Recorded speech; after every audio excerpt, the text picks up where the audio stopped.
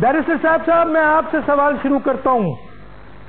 मुझे ये बताइए कि यूएनओ की रिपोर्ट आई और जिस तरीके से अखबारात को हम देखते हैं, चंद तजियाकार हैं, चंद पॉलिटिशियंस हैं, उन्होंने ये बिल्कुल ओपन कह दिया कि परवेज मुशर्रफ मोहतरमा बेनजीर भुट्टो के शहादत के जिम्मेदार हैं और यूएनओ ने उसको इस्टेब्लिश कर दिया है।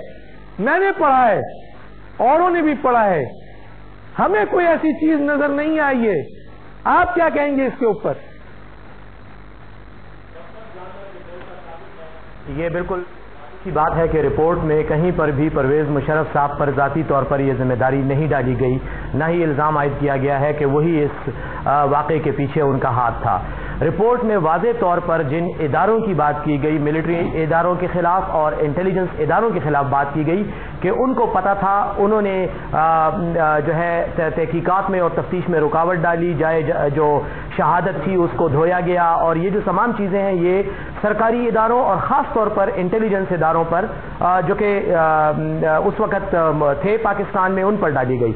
अब सवाल ये पैदा होता है कि ये ट्विस्ट क्यों दिया गया। मैं समझता हूँ कि मीडिया ने भी अगर इस बात को उठाया, और यकीनन उठाया है, कि उन्होंने सिर्फ परवेज मुशर्रफ की ज़ात पे तवज्जो मरकूज़ की और बाकी जो अहम नुकात थे उस रिपोर्ट के उनसे सरफ नज़र किया और उनको अहमियत ना दी। हालांकि वो दीगर नुकात वो ज़्यादा अहमियत के हामिल है कि उन पर बात की जाए और असल जो कत्ल के पीछे जो मुहर्रिकात थे उनसे पर्दा उठाने के लिए भी उन मुहर्रिकात पर बात करना जो है वो ज़रूरी है। लेकिन मुझे लगता यह है कि शायद इस रिपोर्ट को भी माजी के दिगर जो इस तरह के वाक़यात हुए और उनके बारे में जो कमीशन बने और इंक्वायरी रिपोर्टें आई, उस तरह से इसको भी सियासी मकासद के लिए इस्तेमाल करते हुए असल जो वाक़या था, असल जो वजूहात थी, उन पर पर्दा डाला जाएगा।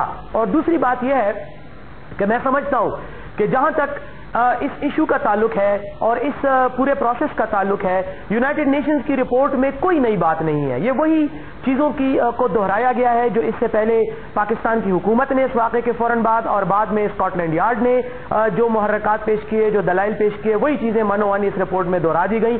फ़र्क सिर्फ इतना है कि वो रिपोर्ट तहकीकाती इदारों ने मुरतब की और ये रिपोर्ट जो है इस पर कौम के 60 करोड़ रुपए खर्च हुए। 65 सफ़हात की रिपोर्ट पर अगर आप हिसाब लगाएं तो तकरीबन 1 करोड़ रुपए पर सफ़ा खर्च किए गए और यही चीजें आई जो मैंने आपके सामने पेश। इस्लामुद्दीन शेख साहब, बैरिस्टर साहब मैं आता हूं आपकी तरफ। आपके पड़ोस में बैठे हुए जनाब इस्लामुद्दीन शेख साहब ने कहा है कि जी हुकूमत की जिम्मेदारी थी, उस वक्त की हुकूमत परवेज मुशर्रफ की है। जनरल राशिद कुरैशी साहब ने उस सिलसिले में बड़ी बात की है, आप क्या कहेंगे? डॉक्टर साहब, इस्लामुद्दीन शेख साहब माशाल्लाह सेनेट के रुकन हैं और पाकिस्तान में जिस तरह की हुकूमत है उस निज़ाम से बखूबी वाकिफ़ हैं।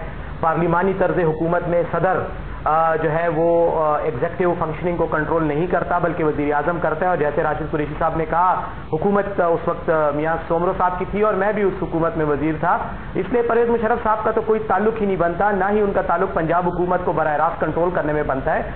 और दूसरी बात यह कि वो आर्मी चीफ भी नहीं थे। आर्मी चीफ उस वक्त परवेज कियानी साहब थे और इंटेलिजेंस इदारे जिनको मूरद इल्जाम ठहराया गया इस रिपोर्ट में वो परवेज कियानी साहब के तहत थे, ना कि परवेज मुशर्रफ साहब की तरफ। दूसरी मैं एक बात कहना चाहता हूं कि ये जो कातिलों की निशानदेही की बात है और ये चीजें हैं, मैं समझता हूं कि आसिफ अली जरदारी साहब की वो स्टेटमेंट आपको याद होगी जिसमें उन्होंने खुद कहा था कि मुझे कातिलों का पता है। उसके बाद कुछ अरसा पहले जब ये तफ्तीश जारी थी यूएन की, तो वजीर आजम गिलानी साहब ने भी ऑन रिकॉर्ड ये बात की कि मुझे पता है कि कातिल कौन है और उन्होंने डायरेक्टली बैतुल्लाह मसूद और उनके नेटवर्क का नाम लिया। अब मैं नहीं समझ सकता कि उसके बाद क्या बात होगी कि वो सारी स्टेटमेंट्स कौम ने बुला दी या मीडिया ने बुला दी और फौरन ये जो एक लाइन की बात उसमें की गई है कि परवेज मुशर्रफ साहब की जो हुकूमत थी वो जिम्मेदार थी सिक्योरिटी ना प्रोवाइड करने की। देखिए, उन्होंने परवेज मुशर्रफ पे कत्ल का इल्जाम नहीं लगा, उन्होंने कहा कि जो सिक्योरिटी निजाम थे वो नाकिस थे। अब इसमें मैं सिर्फ एक बात कहना चाहता हूं, कल कोयटा में एक धमाका हुआ, 10 बंदे उसमें शहीद हुए। आज कोहाट में धमाका हुआ, 10 बंदे शहीद हुए। क्या हम ये कह सकते हैं कि आसिफ अली जरदारी साहब जो मरकजी हुकूमत के सदर हैं वो जो हैं और वजीर आला सरहद और वजीर आला बलूचिस्तान क्योंकि लोगों को प्रोवाइड नहीं कर सके सिक्योरिटी, इसलिए इस कत्ल की जिम्मेदारी उन पर आती है? देखिए, थोड़ा सा इंसाफ का तकाजा होना चाहिए, थोड़ा रैशनल दलाइल हमें देने चाहिए। मैं समझता हूं कि इंटेलिजेंस एजेंसीज को ब्लेम किया गया, जैसे मुशाहिदुल्लाह साहब ने बात की, मैं इनकी बात की तायीद करता हूं कि अमेरिका के ज़ेरे असर पाकिस्तान की इंटेलिजेंस एजेंसीज को हद से तनकीद बनाया गया, इनको कंट्रोवर्शियल बनाने की कोशिश की गई और अमेरिका अपने वो स्कोर सेटल कर रहा है जो हमेशा वो पाकिस्तान आर्मी के खिलाफ करता रहा है। آخری بات میں یہ کہوں گا کہ سیکیورٹی کے ضمن میں کہ اگر آپ بے نظیر صاحبہ کو اس وقت 50,000 گاڑیاں پرووائڈ کر دیتے پولیس کی اور 2 لاکھ پولیس والے بھی پرووائڈ کر دیتے، جلسہ گاہ کے اندر ان پر کوئی حملہ نہیں ہوا، جہاں وہ بالکل کھلم کھلا بغیر کسی بلٹ پروف روسٹرم کے وہ کھڑی تھیں اور انہوں نے گھنٹہ ڈیڑھ تقریر کی. جس وقت وہ باہر نکلتی ہیں اور ہزاروں لوگوں کے مجمع کو ہاتھ ہلانے کے لیے گاڑی سے باہر نکلتی ہیں تو خود کچھ دھماکہ ہوتا ہے اور وہ شہید ہوتی ہیں.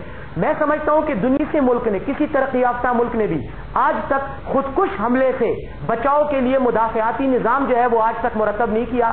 اگر کوئی ایسا نظام کہیں ہے تو پھر میں یہ کہہ سکتا ہوں کہ حکومت کی نااہلی تھی کہ انہوں نے وہ نظام ان کو اسلام الدین شیخ صاحب، ایک گاڑی ہوتی، 2 ہوتی، 3 ہوتی، کوئی فرق نہ پڑتا. اسلام الدین